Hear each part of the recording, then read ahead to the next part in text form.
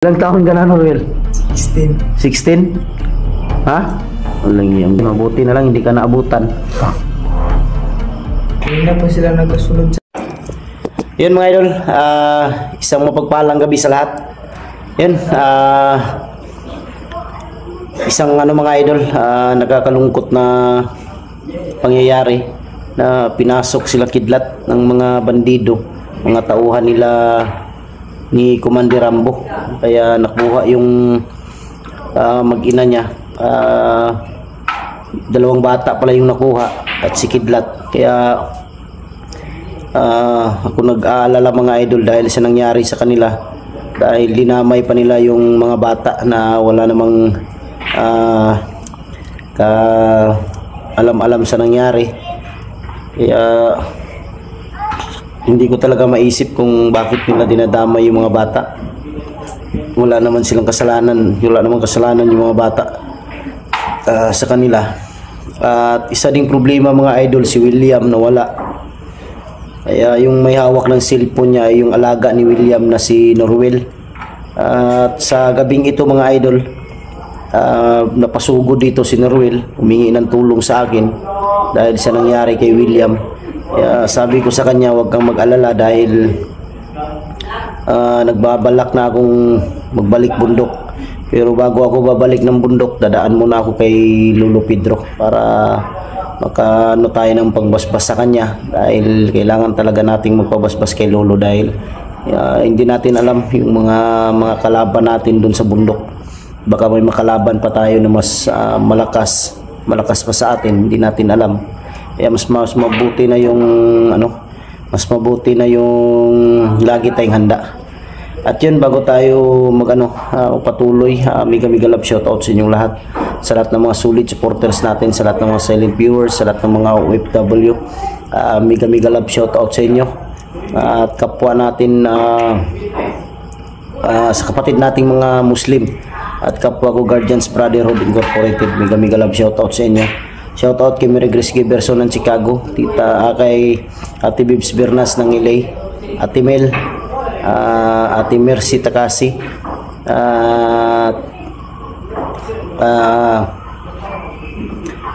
ay Mami Sky, Mami Rosaliwan,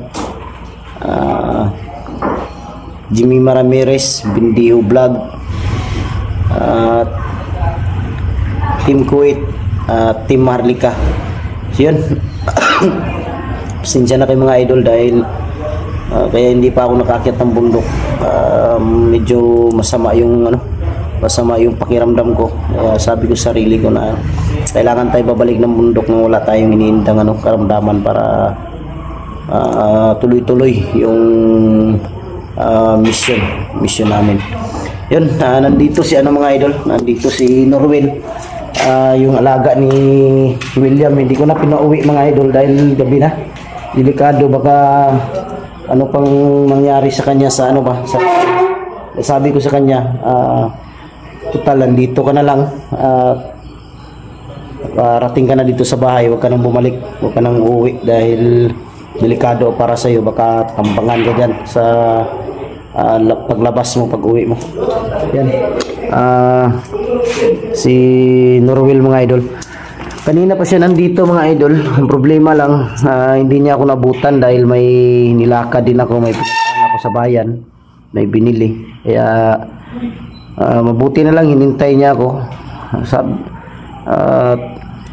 Gusto daw talaga niya akong kausap. Hindi ko lang yung video ni William kung ano talaga yung nangyari. Kaya tanungin natin to si Norwell kung ano talaga yung nangyari kay William, kung bakit nakuha si William. Kung siya dito din nahitabo kang William, ano nakuha mo siya? Ito na nagkuhan siya ba, nagkuhan siya sa kuha nga, magpalit ba siya tubig Nya, kape. bibili siya ng tubig at kape. Wala na kabalik. Wala na. Anak mo itong anak sa tag-iya sa boarding house na mo nga. Na daw siya nakita niya, dinampot daw ng bandido. Dinampot ng bandido? Wala rin siya kadagan? Daghan siguro nagatang. Baka marami yung nag-abang sa kanya. Pero na lang.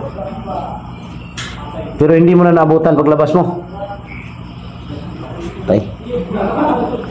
Sigurado ako mga idol yung yung kumuha kay William at kinakidlat isa lang. Kagabi nga at saka kaninang umaga may napapansin akong pabalik-balik yung pagdaan tapos humihinto dyan sa may gate namin tapos tumitingin dito sa loob. Kaya sabi ko sa sarili ko na basta huwag lang kayo magkamali na papasok talagang tapos yung buhay niyo pag pumasok kayo, pero hindi sila makapasok dahil tapos na tong tapos nang bindisyonan ni Lolo lahat, nalagyan ng orasyon yung lahat ng palibot ng buong bahay, kaya hindi sila basta-basta makapasok. Kaya hanggang dyan lang sila sa labas, laging tumitingin. Kanina may napansin si Ruel, dalawang motor daw una dumaan 2 beses, tapos pangatlo huminto na dyan sa may huminto na dyan sa may labas. Tumingin na naman dito sa loob. Siguro siya yung pakay, hindi ko lang alam kung siya ba o ako. Narinig kasi ni Norwell daw na sinabi nung nakakita, target daw talaga nilang makuha. Narinig daw nilang si Buster daw talaga gusto nilang makuha, kaya hindi tayo pwedeng kumpiyansa mga idol. Kailangan laging handa tayo sa ating sarili. Ayaw na lang uli karon dito, ha? Dili na lang ka kay delikado, di ka makitaan. Delikado kayo kay gabi na basig alang iya. Delikado dahil gabi na. Alang yan na pangiti si Norwell mga idol. Gandang lalaki pala to si Norwell. Ngayon ko pa lang to nakita sa personal, si Norwell. Gandang lalaki pala parang siya parang moreno yung niya, maitim ba yung balat niya. Ilang taon ka na, Norwell? 16. 16? Ha? Alang yan, ang gandang lalaki to si Norwell. Siguro hindi pa to tuli. Tuli ka na? Sigurado ka? Matagal na tuli. Matagal ka ng tuli. Matagal ka na kay matagal ka na sa bahay nila William. Matagal na. Mabuti na lang hindi ka lumaya sa kanila. Salamat ako sa iyo dahil nagpakabait ka. Ganun talaga ang buhay. Hindi natin maiwasan na sa dami ng kalaban natin lagi kang nakangiti. Bakit ka nakangiti? Huwag kang ngiti ng ngiti dyan. Hindi natawa siya mga idol. Kanina ko pa ito binibiro. Sabi ko sa kanya na sabi ko sa kanya ba na binibiro ko siya na hindi ko siya nakita dahil sa madilim. Kaya sabi ko sa kanya, huwag kang maano sa akin dahil mapagbiro talaga akong tao. Kaya huwag kang nandito pala si Jackie Bird mga idol. Nandito si Jackie Bird. Si Bunbun nandito din, nandyan sa labas ngayon, nagbabantay silang dalawa. Dahil sa hindi ko alam kung bakit pinapunta bigla ni Lolo si Bunbun dito. Sabi daw ni Lolo na pumunta daw siya dito sa akin dahil gusto daw kailangan ko daw ng tulong. Hindi ko alam kung anong ibig sabihin ni Lolo. Siguro may balak sila talagang lusubin ako dito, pero di sila makapasok mga idol dahil sa mga orasyong nilagay dyan sa palibot. Ito lang si Norwell, kailangan ko itong protektahan. Di ako papayag na uuwi ito ngayon dahil baka mahuli na naman to. Delikado na rin dito sa boarding house. Delikado dito ayun, di ko piyansa dito. Kagabi hindi ako makatulong, may nagmamasid sa akin. Di ka pwede ko piyansa sa boarding house kasi kung doon ka baka balikan kanila ba? Baka napagkamalan siguro si William na ikaw dahil halos kapareha na kayo ng muka.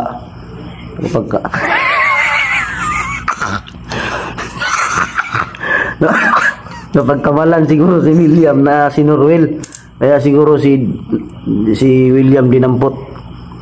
Alam ko ikaw talaga yung target nila kahit hindi nila sabihin yan. Alam ko ikaw yung target. Sa gabi may malakas na kondone. Ha? lakas sa aura. Sa boarding house? Hmm. Nandyan sila sa paligid. Gusto kanilang makuha talaga. Ang problema lang natin ngayon, Wala na ako yung ikaw yung bumili. Di, ang problema natin ngayon, kung saan natin si William mahanap, wala pa tayong update ngayon dahil wala siyang dalang kamera. Nasa iyo. Di ba ikaw yung may hawak ng kamera? Nasa kanya yung kamera, mga idol. Di namin alam kung saan kami una mag-umpisang maghanap. Saang bundok kami pupunta. Siyempre din kailangan din ng tulong, lalong-lalo na yung sila Kidlat, dahil lang doon yung mag-ina niya, kailangan makuha yun ng maaga dahil kawawa yung mga bata. Hindi lang ako magsabi na basta aakyat na ako ng bundok, hindi lang ako magsabi kung kailan aakyat ako ng bundok. At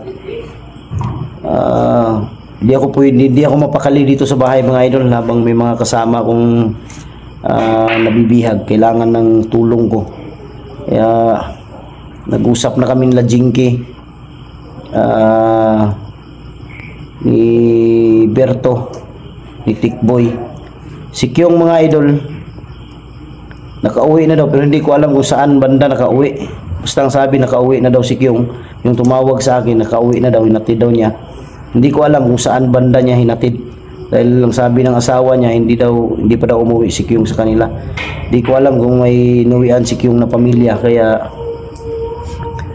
doon dumiretso, hindi sa asawa niya, dahil baka sa isip ni Kyong kung didiretso sa asawa niya baka madamay yung mag-ina niya.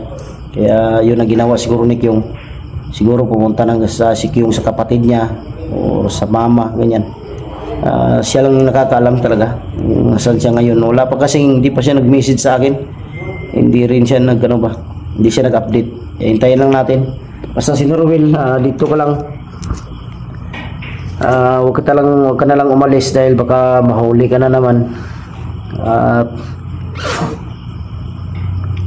Mas mabuti yung nandito ka kasi safety safety dito sa loob.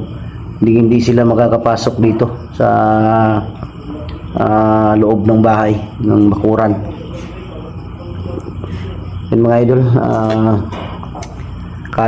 akala daw nila kanina sila Bunbun at si Jackie Bird, akala daw nila kung sino daw yung ang lakas daw kumatok dyan sa may gate. Akala nila kung bandido na pagkamala nila.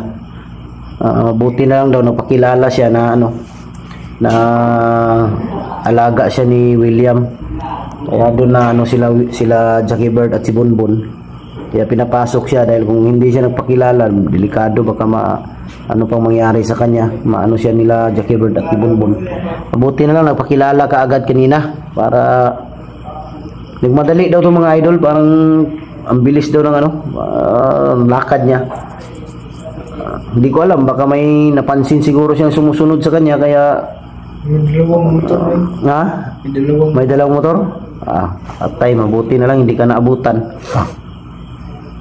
Hindi na pa sila nagkasunod sa akin. Pagpunta mo dito, mabuti na lang hindi kanila mabuti na lang tama yung ginawa mo, bilis yung mo para makarating ka dito. Dahil pag nandito ka na sa loob, wala na, hindi ka na nila pwedeng magalaw. Habang wala si William, dito ka lang muna sa akin, walang problema dito. Lahat welcome dito na mga kagaya mo, kagaya nila Bunbun, nila Jackie Bird na nagbagong buhay, natutuo yung pagbagong buhay. Welcome kayo dito, kung ano yung makain namin, makain ninyo yan. Kailangan nating magtulungan lang tayo. Pakiusap ko lang sa inyo, wag na kayong mag-isip kayo mag-traitor, mabalik sa bundok, wag na. Dahil mahirap na kapag bumalik kayo sa bundok, hindi namin alam na kayo pala yun, baka madisgrasya pa kayo, mabaril namin kayo. Kaya tama yung ginawa mo na buo na yung desisyon mong pagbabago para balang araw, huwag kang mag-alala, balang araw matulungan ka rin kung gusto mong mag-vlog. matulungan ka rin, matulungan ka namin. Pero alam ko sa ngayon, parang wala pa sa focus yung pagbo-vlog niya sa kanya, mga idol. Kaya sabi ko sa kanya kanina, nag-usap kami. Sige lang, importante makatulong ka sa amin. Sasama ka sa akin sa bundok pag-akyat ko? Sama ka? Sige, para may kasama ko, sasama daw siya sa akin. Para may kasama ako pag-akyat para sa mission. And basta yun lang ang ano ko sa'yo, ha? Dahil sila bonbon dito sa kabilang kwarto natutulog, pwede kayo dyan, kahit magsiksikan kayo dyan.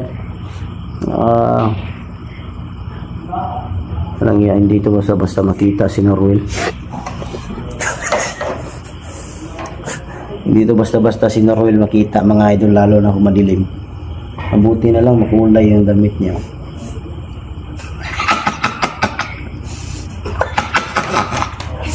Ayan mga idol, maraming salamat sa inyong walang sawang pagsuporta.